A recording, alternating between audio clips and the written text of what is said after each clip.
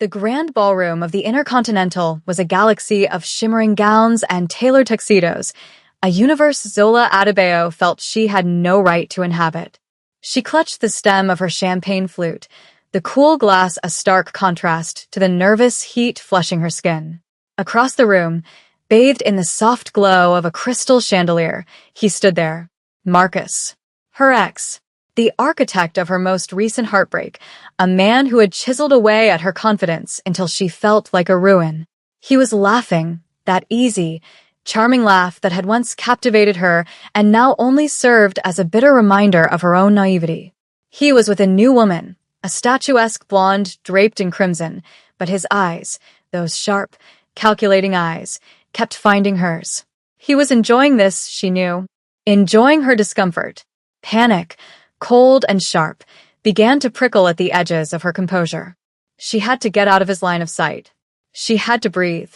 Turning abruptly, she scanned the periphery of the crowd, her gaze landing on a man standing alone near the velvet drapes of a floor-to-ceiling window. He was a portrait of quiet intensity, his presence a stark anchor in the swirling sea of socialites. He was tall, impeccably dressed in a dark, custom-fit suit that spoke of understated power, and his features were strikingly handsome. Korean, she guessed, with sharp cheekbones and intelligent eyes that seemed to absorb everything around him without effort. He held a glass of whiskey, the amber liquid catching the light, and he seemed utterly unconcerned with the networking and preening that defined the evening. He was simply watching. An idea, born of pure desperation, bloomed in Zola's mind. It was insane. It was forward. But it was better than suffocating under Marcus's triumphant gaze. Taking a steadying breath, she smoothed down the emerald silk of her dress and began to walk, her heart a frantic drum against her ribs. He saw her coming, his gaze shifting from the crowd to her, a flicker of something unreadable in his dark eyes. As she stopped before him, she felt impossibly small, all her practiced corporate confidence deserting her. Her voice, when it came, was a breathy whisper she barely recognized as her own. "I have a strange request," she began, her eyes pleading with him to understand. "Could you dance with me? My ex is watching." She risked a glance over her shoulder, and the man's eyes followed hers, resting on Marcus for a beat before returning to her face. A long moment passed. She expected a polite refusal, a condescending smile. Instead, a slow, almost imperceptible smirk touched the corner of his lips. He set his whiskey glass down on a nearby table with a deliberate, unhurried motion. Then he extended his hand. "He has poor taste," was all he said, his voice a low, smooth baritone that sent an unexpected shiver down her spine. "It would be my pleasure." As his hand enveloped hers, a current of warmth shot up Zola's arm, a startling jolt of electricity that silenced the frantic noise in her head. He led her to the dance floor, his movements fluid and assured, parting the sea of bodies with an effortless grace. He didn't pull her close immediately, instead holding her at a respectful distance as the orchestra swelled into a slow, romantic melody. One hand rested firmly on the small of her back, the other held her hand as if it were a delicate treasure. It was a classic, formal hold, yet it felt more intimate than any touch Marcus had ever given her. The man, whose name she still didn't know, was a phenomenal dancer. He guided her with subtle pressure, a slight turn of his wrist, a gentle squeeze of his hand, anticipating her every move until it felt less like dancing and more like floating. Zola, who had always felt a little clumsy, found herself moving with a grace she didn't know she possessed. She looked up at him, truly looked at him for the first time, and was struck by the intensity of his gaze. He wasn't just going through the motions, he was watching her, his dark eyes searching hers as if trying to read the story written there. "Zola," she said, her voice a little stronger now, buoyed by his steady presence. "My name is Zola." A genuine smile finally broke through his stoic facade, transforming his handsome features into something breathtaking. "Jean Wu," he replied. "And Zola, you can relax. You're safe with me." The words were simple, yet they landed with profound weight. Safe. When was the last time she had felt that? She allowed herself to melt just a little, the rigid tension in her shoulders easing. From the corner of her eye, she saw Isabella, her direct superior and a woman who thrived on office gossip, watching them with a predatory gleam in her eyes. Zola's stomach tightened, but then Jinwoo dipped her unexpectedly, a playful, elegant movement that made her gasp and then laugh, a real, unforced laugh. When he brought her back up, their faces were closer, and she could smell the faint, clean scent of his cologne, a subtle mix of sandalwood and something distinctly masculine. The song was ending, and a part of her mourned it. Just as the final note faded, a sneering voice cut through their bubble. Well, look who cleaned up. It was Marcus, his arm possessively around the blonde, his smile a cruel slash across his face. Finding new toys already, Zola? Before Zola could even form a response, Jinwoo stepped slightly in front of her, a subtle but definitive shielding gesture. He didn't raise his voice, he didn't posture, but the sheer force of his quiet confidence seemed to suck the air out of the space around them. I believe, Jinwoo said, his voice dropping to a dangerously calm level. The lady and I were having a private moment. He held Marcus's gaze, and Zola saw a flicker of genuine fear in her ex's eyes before he scoffed, grabbing his date's arm and stalking away. Jinwoo turned back to Zola, his expression softening. Are you all right? She could only nod, her throat tight with a mixture of shock and a bewildering sense of gratitude. Who was this man? The following Monday morning, the sterile, air-conditioned chill of the boardroom was a world away from the warmth of the ballroom. Zola sat at the long, polished mahogany table, her portfolio open, her heart hammering against her ribs with a familiar pre-presentation anxiety. Today was the day. The official introductory meeting with executive team from Daehyun Group, the Seoul-based conglomerate considering a multi-billion-dollar merger with their firm.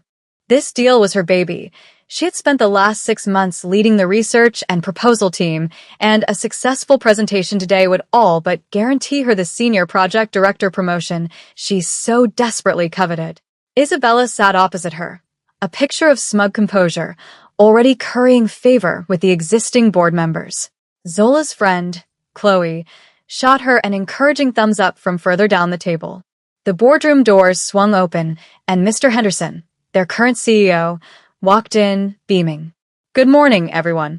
It is my distinct honor to introduce you all to the new Chief Executive Officer of the Daehyun Group, the man who will be making the final decision on this merger. Zola looked up, a polite, professional smile plastered on her face, ready to impress.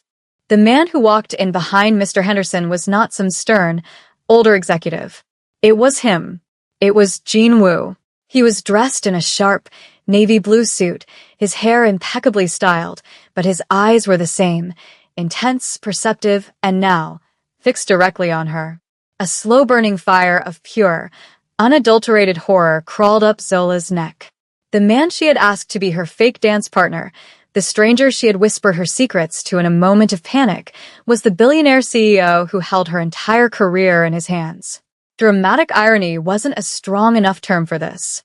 This was a cosmic joke of epic proportions. Jinwoo's expression was impassive, betraying nothing, but she saw it. A brief, almost imperceptible flicker of recognition in his eyes as they met hers. He knew. Of course he knew. He took his seat at the head of the table, the seat of ultimate power, and the meeting began. Zola felt like she was in a dream, her own voice sounding distant as she was introduced. When it was her turn to present, she walked to the podium on unsteady legs, her carefully prepared speech feeling like ash in her mouth. She could feel his eyes on her, and she risked a glance. He was leaning back in his chair, observing her with that same quiet intensity from the gala. But this wasn't a dance floor. This was a battlefield. Ms. Adebayo was our lead on this proposal. Isabella's voice dripped with saccharine sweetness as she interjected. She's very passionate. We all had quite the eventful weekend at the Intercontinental Gala, didn't we, Zola? The thinly veiled jab was a declaration of war. Zola's cheeks burned, but she met Isabella's venomous gaze with a steady one of her own before turning her attention back to the man at the head of the table. She had to salvage this. She took a deep breath, straightened her shoulders, and began to speak, her voice shaking only for a moment before it found its strength. She would not be defined by a desperate moment in a ballroom. She would be defined by her work. The week that followed was a masterclass in corporate sabotage, orchestrated by a bitterly jealous Isabella. The first blow landed on Wednesday. Zola was hours away from presenting the finalized Q3 financial projections for the merger, projections she had personally triple-checked, when she discovered the master file was corrupted. Not just corrupted, but wiped clean, replaced with a nonsensical string of characters. A cold dread washed over her. This wasn't a server glitch. This was deliberate. She spent the next 36 hours working around the clock with Chloe, painstakingly reconstructing the data from raw source files, fueled by black coffee and a burning sense of injustice. They made the deadline by a razor-thin margin, but Zola was exhausted, the shadows under her eyes telling a story of sleepless nights and mounting stress. Jin Woo had been in the presentation, his face an unreadable mask as she walked the board through the resurrected numbers. He asked sharp, incisive questions, giving no quarter, but his gaze seemed to linger on her, a silent inquiry into the strain she was obviously under. The second blow was more personal and far crueler. On Friday morning, an email announced the hiring of a new short-term consultant for the merger's marketing synergy division. The consultant was Marcus. Zola felt the blood drain from her face as she saw him striding through the office, shaking hands, oozing that familiar, insincere charm. He locked eyes with her across the open-plan workspace and gave her a slow, smug wink. It was Isabella's doing, of course. A strategic move designed to throw Zola completely off her game. Having Marcus here, in her professional sanctuary, was a violation. Every interaction was a minefield, every hallway conversation a potential ambush of passive-aggressive remarks and feigned concern. "You look tired, Z," he'd say, leaning against her desk. "Burning the midnight oil? You always did take things too seriously." He was a constant, unnerving reminder of the gaslighting and emotional manipulation she had fought so hard to escape. Her self-doubt, a beast she thought she had slain, began to stir in its cage. Chloe was her rock, a fierce defender in the face of the onslaught. "She's a snake," Chloe muttered, glaring at Isabella's office. "And he's the venom she's using. Don't let them win, Zola." "You are 10 times the professional she is." Zola tried to heed her friend's words, focusing on her work with a ferocious intensity. She meticulously documented everything, saved files in multiple locations, and communicated through emails to create a paper trail. She would not be caught off guard again. Through it all, she was acutely aware of Jin Woo's presence. He was a quiet observer, always seeming to be there when things went wrong, a silent figure in the back of a tense meeting, a brief, shared glance in the elevator. He never intervened directly, yet Zola felt his scrutiny not as a threat, but as a test. It was as if he was watching, waiting to see if she would break. And Zola was determined not to. The breakthrough came late one Thursday night. Zola was alone in the office, long after even the most dedicated workaholics had gone home, sifting through server logs with a gnawing suspicion she couldn't shake. The official IT report had blamed the corrupted file on a transient power surge, a convenient, catch-all explanation that felt too neat. She wasn't a cybersecurity expert, but she was meticulous. She cross-referenced the server access times with the building's security fob records. And there it was. A single login to the finance server at 2:17 a.m. on the night of the corruption. The login credentials belonged to a junior analyst in Isabella's department, a young man who was notoriously terrified of his boss. But the security records showed that the analyst's fob hadn't been used to enter the building after 6 p.m. that day. However, another fob had accessed their floor at 2:12 a.m. and left at 2:20 a.m. Isabella's fob. It wasn't definitive proof. Isabella could argue she was working late and the analyst had left his computer logged in, but it was a thread. A very strong thread. The next morning, the tension between Zola and Isabella was a palpable, living thing in the office. Isabella watched her with narrowed, suspicious eyes, as if she could sense that Zola was onto her. The final piece of the puzzle fell into her lap that afternoon, in the form of an interoffice mail envelope with no return address. Inside was a flash drive. Chloe stood guard as Zola plugged it into her laptop. It contained a single audio file. She clicked play, and the tinny, secretly recorded voice of Isabella filled the silence. He's just a pawn, Marcus. Do what I tell you. Rattle her cage. Make her look unstable. When I get the promotion after this merger, I'll make sure you're well compensated for your consulting services. The conspiracy was no longer a suspicion. It was a recorded fact. Later that day, Zola received a calendar invitation. Project update. The subject line read. The meeting was with Jinwoo. In his office. Alone. Her heart leaped into her throat. She walked into his penthouse office, a sprawling space with a panoramic view of the city skyline, feeling a mix of dread and a strange, electric anticipation. He was standing by the window, much like he had been at the gala, a lone figure of power against the glittering backdrop. Ms. Adebayo. Zola, he said, turning to face her. His formal demeanor was gone, replaced by something more personal, more direct. Tell me what's really going on. It wasn't an accusation. It was an invitation. A test of her courage. She looked at this powerful, enigmatic man, the man who had held her on the dance floor and now held her future in his hands. She had the flash drive in her purse, a weapon that could either save her career or detonate it completely. She took a breath. It's complicated, she began, her voice steady. He took a step closer, the space between them shrinking, charged with unspoken history. I'm not afraid of complicated, Jinwoo said, his voice low and resonant. I value the truth. Show me. It was in that moment she knew. He wasn't just another corporate suit. He was an ally. And the game had just changed.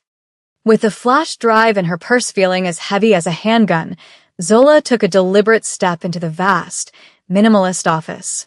The city lights glittered below like a fallen constellation, a silent audience to the defining moment of her career. She met Jinwoo's gaze, a dark, steady anchor in the swirling sea of her anxiety. This was a gamble, a leap of faith based on a dance, a handful of shared glances, and a gut feeling that the man before her was different. He valued truth, he had said. She decided to give it to him, raw and unvarnished. She walked to the sleek, glass-topped desk that separated them and placed the small flash drive on its surface. It made a soft, definitive click in the quiet room. Isabella has been sabotaging me since the merger was announced, Zola stated, her voice clear, devoid of the tremor she had feared. She sees me as a threat to the promotion she believes is hers by right. She proceeded to lay it all out, a chronological account of the deceit. She explained the corrupted financial projections, the impossibility of a random glitch, and her discovery in the server and security logs, the digital footprints that pointed directly to Isabella's late-night visit. She then told him about Marcus, about his sudden, strategic appearance as a consultant, and the campaign of psychological harassment that followed. Jinwoo listened without interruption, his expression unchanging, but Zola could see a muscle tightening in his jaw. When she was finished, he picked up the flash drive, turning it over in his long, elegant fingers. And this? He asked, his voice a low rumble. This, Zola said, her resolve hardening, is a recording of Isabella telling Marcus to make me look unstable and promising to pay him off once she secures the promotion. Jinwoo stood motionless for a long moment, his gaze fixed on the drive. Then he looked up at her, and for the first time, she saw the ice in his eyes melt away, replaced by a searing heat. It wasn't pity. It was a cold, controlled fury. In my world, Zola, he said, his voice dangerously soft, loyalty is everything. Betrayal is dealt with. I knew something was wrong. The sheer number of coincidences and last-minute saves surrounding your work was statistically improbable. I don't believe in luck. I believe in resilience. I was waiting to see how you would handle it. He walked around the desk, closing the distance between them until he was standing just a few feet away. You have not disappointed me. A profound sense of relief washed over Zola, so potent it almost made her knees weak. He believed her. He had seen her struggle, and he had been waiting for her to fight back. What do we do now? She asked, her voice barely a whisper. He gave her a sharp, predatory smile that was both terrifying and thrilling. Now, he said, we let her build her own gallows. And then we hand her the rope. The plan was simple in its elegance and brutal in its execution. They would proceed as if Zola had never spoken to him, as if she were still struggling, isolated, and on the brink of failure. The final merger approval meeting was scheduled for the following Friday, and Jinwoo decreed that Isabella and Zola would give a joint presentation. She will be expecting you to fail, Jinwoo explained during one of their clandestine late-night planning sessions in his deserted office. She will try to seize the moment, to present herself as the hero who saved the deal from your incompetence. We will give her every opportunity to do so. Over the next week, Zola played the part of a woman unraveling. She let Marcus's taunts seem to land, feigning frustration. She appeared flustered in team meetings, allowing Isabella to publicly correct her on minor points, a smug, triumphant look on the older woman's face. It was a difficult, draining performance, but the knowledge that Jinwoo was her silent partner, a powerful, unseen force watching from the wings, gave her a strength she had never known. Their strategy sessions became the anchor of her week. After the office emptied, she would take the private elevator to the penthouse floor. There, surrounded by blueprints and financial models, they would work, the city lights their only witness. The line between professional and personal began to blur in those quiet hours. He would order dinner, and they would eat from takeout containers spread across his billion-dollar desk, the conversation drifting from market projections to their pasts. She learned he had built his empire from the ashes of his family's disgraced company, that his quiet demeanor masked a relentless drive. He, in turn, drew out her story, not just of Marcus, but of her ambitions, her dreams, the things that truly drove her. One night, as she was packing up to leave, her shoulders aching with exhaustion, he stopped her. "You're doing well," he said, his voice softer than she was used to. "This isn't easy. I just want it to be over," she confessed, looking up at him. The intensity of his gaze made her breath catch. He was standing so close she could feel the heat radiating from his body. He reached out, his thumb gently brushing away a stray eyelash from her cheek. The touch was featherlight, yet it sent a jolt of lightning through her entire system. His fingers lingered for a moment too long, a silent question passing between them. The air grew thick, charged with an undeniable current. "Soon," he promised, his voice a low murmur that was for her alone. He dropped his hand, and the moment was broken, but the electricity of it remained, humming under her skin all the way home. The trap was set. The players were in position. And for the first time, Zola wasn't afraid. She was ready. The night before the final presentation, the air in the city seemed to crackle with anticipation. Zola had gone over her part of the presentation 100 times, her notes memorized, her counter-arguments prepared. Yet a nervous energy still thrummed beneath her skin. Just as she was about to call it a night, her phone buzzed. It was a text from Jinwoo. "Are you ready for tomorrow?" She smiled. "As I'll ever be." A moment later, another text came through. "I'm downstairs." "Let me buy you a drink." "You've earned it." Her heart did a frantic little flip. She found him parked in a sleek black car, the kind that purred rather than rumbled. He wasn't in his usual power suit, but a simple black cashmere sweater that made him look younger, more approachable. He took her to a quiet, dimly lit jazz bar, a hidden gem tucked away from the city's frantic pace.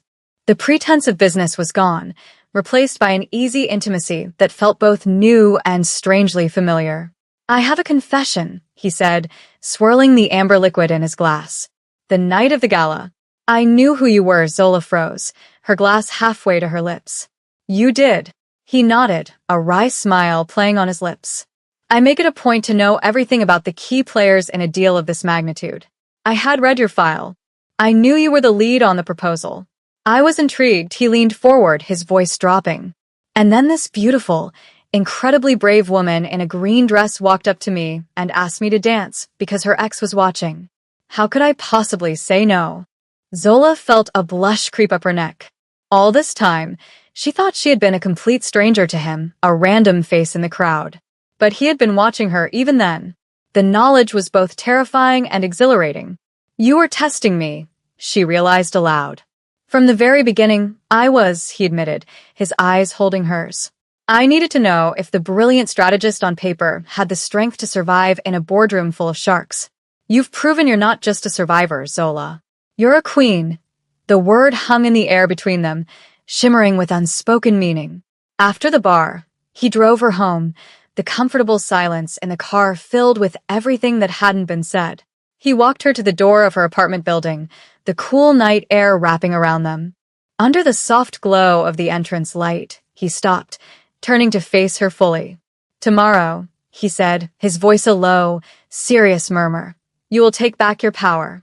You will show them all who you are, and you will do it with grace and with fire." He reached up, cupping her face in his hands, his touch gentle but firm. "But tonight, just be Zola," and then he leaned in and kissed her. It wasn't a tentative, questioning kiss. It was a kiss of certainty, of pent-up admiration and a deep, simmering passion. It was a kiss that tasted of whiskey and promises, a kiss that silenced all the remaining doubts in her mind and set her soul ablaze. When he finally pulled back, they were both breathless. "Get some rest," he whispered, his forehead resting against hers. "You have a war to win in the morning." The main boardroom felt like a gladiatorial arena. Sunlight streamed through the floor-to-ceiling windows, illuminating the dust motes dancing in the tense air. The entire board was present, along with Mr. Henderson, Marcus, Isabella, and Zola. Jean Wu sat at the head of the long table, a silent, imposing judge presiding over the proceedings. Isabella began the presentation, her voice smooth and confident. She was at the top of her game, weaving a compelling narrative of the merger's potential, seamlessly integrating Zola's research as her own. Zola stood beside her, playing her part, appearing slightly nervous and deferential. She could feel Marcus's smug gaze on her from across the table. The trap was sprung halfway through. "While the overall projections are strong," Isabella said, adopting a tone of grave concern, "I would be remiss if I did not bring a potential issue of internal instability to the board's attention." She clicked to a new slide, which showed a fabricated email chain. In it, Zola appeared to be communicating with a competitor, sharing sensitive data. "I discovered this last night," Isabella said, her voice dripping with false regret. "It appears Ms. Adebayo's personal duress, which we have all witnessed, may have led to a catastrophic lapse in judgment." A collective gasp went through the room. Mr. Henderson looked at Zola, his face a mask of disbelief and horror. Marcus leaned back in his chair, a triumphant smirk on his face. This was it. The moment of her execution. Zola felt a strange calm settle over her. She looked at Jean Wu, who gave her a single, almost imperceptible nod. It was time. "That is a very serious accusation, Isabella," Zola said, her voice ringing with newfound confidence, cutting through the stunned silence. She walked to the podium, taking control of the presentation. "And it's a very clumsy fabrication. With a click of her own remote, she brought up her own slide. It showed the email's header information, a string of technical data. As you can see from the IP address and metadata, that email originated not from my computer, but from a terminal in the marketing department, specifically the one assigned to our temporary consultant, Mr. Davis." Marcus's smirk vanished, replaced by a pasty white shock. Zola didn't stop. She methodically, clinically dismantled every lie, presenting her own documented evidence, the server logs, the security fob records, the restored, original financial models that showed Isabella had been subtly altering numbers to overstate her own department's contributions. The boardroom was utterly silent, captivated by the drama. "Isabella hasn't just been trying to discredit me," Zola said, her eyes locking on her tormentor. "She has been actively sabotaging this merger for her own personal gain, for the final, killing blow." She looked directly at Jean Wu.